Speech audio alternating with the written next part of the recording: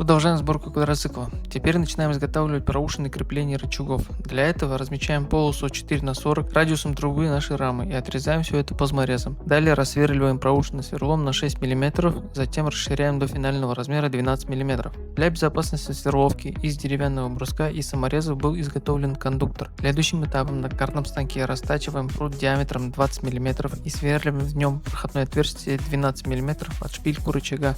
После привариваем к ней пластину. Далее крепим пластину вместо шаровой опоры на поворотный кулак ВАЗ-2108 в нижней части и к нему крепим нижний рычаг. Верхний рычаг у нас уже имеет два сайлентблока и шпилька проходит через верхнее отверстие поворотного кулака восьмерки. Также собираем все проушины на сайлентблок для дальнейшей приварки на раму. Выставляемся перпендикулярно центральной линии рамы и для удобства пропускаем 15-ю трубу через отверстие ступицы, в которой она плотно садится. Далее все перепроверяем и делаем прихватки. Продолжение смотрите в следующих роликах. Подписывайтесь, если проект вас заинтересовал.